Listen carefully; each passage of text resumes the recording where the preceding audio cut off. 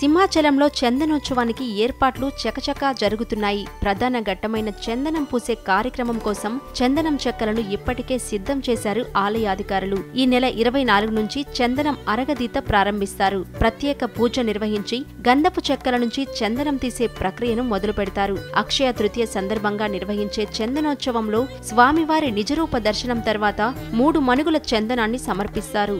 3 మణుగులు అంటే దాదాపు 120 కిలోల చందన సమర్పణ జరగనుంది. ప్రతి సంవత్సరం అక్షయ తృతీయ రోజు సింహాచలంలో స్వామివారి చందనోత్సవం అత్యంత వైభవంగా నిర్వహిస్తారు. ఇందుకోసం నెల రోజుల ముందు నుంచే ఏర్పాట్లు ప్రారంభమవుతాయి. స్వామివారికి చందనపు పూతకు ఉపయోగించే గంధపు చెక్కలను తమిళనాడు నుంచి తెప్పిస్తారు.